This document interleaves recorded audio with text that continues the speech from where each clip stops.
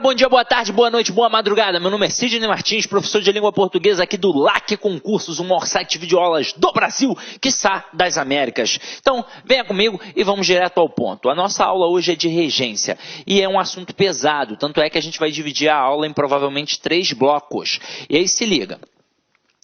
Quando a gente fala em regência, a gente tem a regência verbal e a regência nominal. É, na verdade, a exigência de um termo regente, que pode ser o verbo ou o nome, exigindo uma preposição para que aquele verbo ou aquele nome faça um sentido de forma ampla na sentença. Então é por isso que a gente tem a regência verbal e a regência nominal. Normalmente, para o candidato, a parte mais pesada é a regência verbal. E por quê? Porque no dia a dia a gente utiliza o português informal. E na prova é o português padrão. Então a gente tem hábito de utilizar preposições em locais que não tem a preposição. A gente tem o hábito de não usar em situações em que tem a preposição. E a gente tem também a mania de usar preposições trocadas. Então, caramba, na hora da prova, o erro do cotidiano vai te derrubar. Então é por isso que a gente tem de estudar a regência. Agora, não adianta você achar que vai assistir a esta aula uma única vez e será o suficiente. Você vai ter de vê-la pelo menos umas 3, 4 ou 5 vezes para poder massificar o conteúdo. Ah, Sidney, mas eu não tenho tempo de ficar vendo tanta aula assim na internet. Poxa, eu trabalho muito. Eu tenho tempo sim de visualizar a aula uma vez, no máximo 2, e depois estudar com material em PDF. E aí eu vou te dar uma dica. Vai estudar no material em PDF a parte de regência, não leia apenas. Anote, copie. Quanto mais você copiar sobre aquele conceito, mais você vai guardar isso na sua mente. E aí você vai tirar de letra no dia que você visualizar na prova, tranquilo? Então vamos lá, vamos cair para dentro. Ó, como eu disse a vocês, em concursos públicos, regência é o estudo de qual palavra, ou seja, o termo regente, o verbo ou o nome, pede qual preposição, que é o termo regido. Então, primeiro tem o termo regente, depois tem o termo regido. O termo regente é o que vai reger, é o que vai exigir a preposição. E depois aquele complemento do verbo ou do nome vai ser chamado de termo regido. Então a gente tem a regência verbal, que é quando o verbo exige a preposição. Exemplos aqui. Precisamos diariamente de atenção. E aí pensa no verbo. Quem precisa, precisa de alguma coisa. Então o verbo precisar exigiu a preposição de. Agora, todos acreditavam em um futuro melhor. Quem acredita, acredita em alguma coisa. Então, o verbo exigiu a preposição em. Até aí, tudo bem, não é? Agora, olha a regência nominal. É quando um nome exige uma preposição. Então, a gente tem aqui, ó, tenho medo de fantasmas. O nome medo trabalha com a preposição de. Porque quem tem medo de alguma coisa. Mantenha sua fé em Deus. A palavra fé exige a preposição em. Quem tem fé em alguém. O homem era fiel à sua esposa. O nome fiel exige a preposição a. Quem é fiel a alguém. Agiram contrariamente às ordens. O nome contrariamente exige a preposição a. Se é contrariamente a alguma coisa. Então, aqui a gente tem a parte da regência nominal. Detalhe, normalmente, quando a gente fala de regência verbal, o aluno realmente tem uma dificuldade, porque no dia a dia utiliza um português diferente daquele que cai na prova.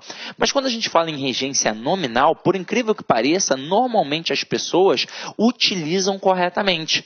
E aí, como é que o avaliador vai te derrubar? Ele vai te derrubar na análise sintática propriamente dita. Então, quando a gente pega a parte da transitividade verbal, a gente faz as classificações em cima do verbo.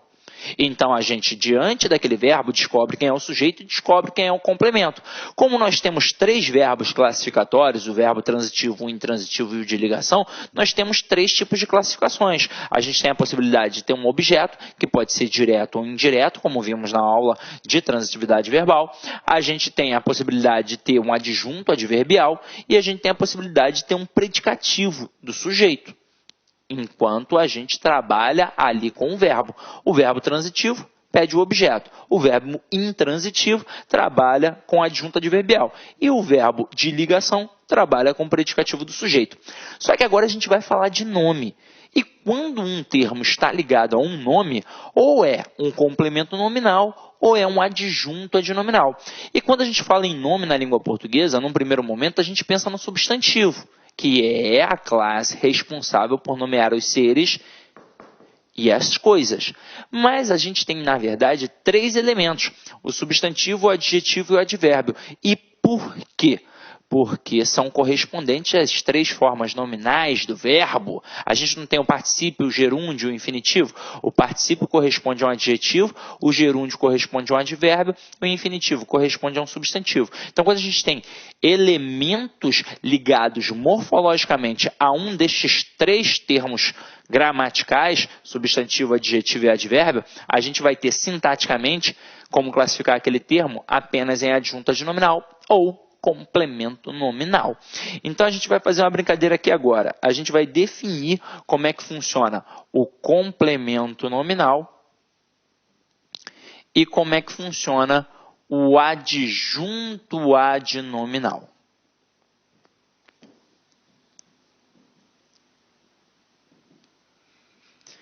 Conceitualmente falando, o que é o complemento nominal? Um nome, ele não vai ter o sentido completo. Então, ele vai exigir um complemento, que a gente vai chamar de complemento do nome, ou complemento nominal.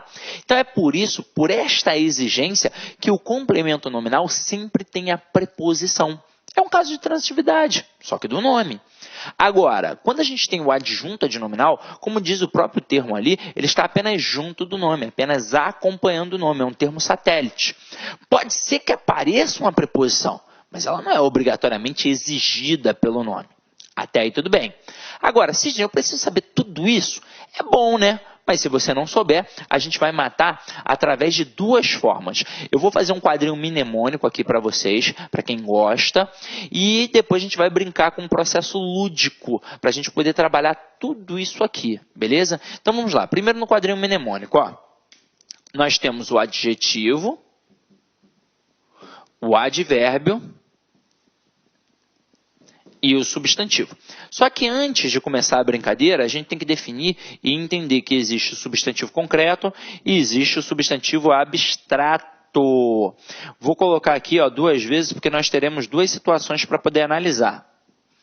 Então, vamos lá. Primeira coisa é definir a diferença de substantivo concreto para abstrato. Então, diz aí para mim, fada é concreto ou é abstrato? Gnomo é concreto ou é abstrato? Deus é concreto ou é abstrato? Quem respondeu abstrato, errou. Quem respondeu concreto, acertou. Mas como assim, Sidney? Como é que a fada vai ser concreto? Galera, na verdade, não é só aquilo que eu posso pegar que é concreto. É aquilo que eu posso pegar e imaginar. Olá, meus amigos, minhas amigas. Gostou da aula do professor? Quer continuar assistindo essa videoaula? Então acesse nosso site laconcurso.com.br, que nós temos o restante dessa aula. Aliás, não só isso, nós temos um grande curso online específico e focado no concurso da Polícia Militar de Goiás 2016. Aqui é o único site que você estuda com um treinador pessoal de concurso. Isso mesmo, aqui nós temos o Personal Coach, que é o estudo em regime de metas. Se você cumprir todas as nossas metas até o dia da prova, você pode ter certeza que você vai sair muito bem. Tá certo, meus amigos? Espero você então no concurso da PM Goiás 2016. Forte abraço, tchau, tchau.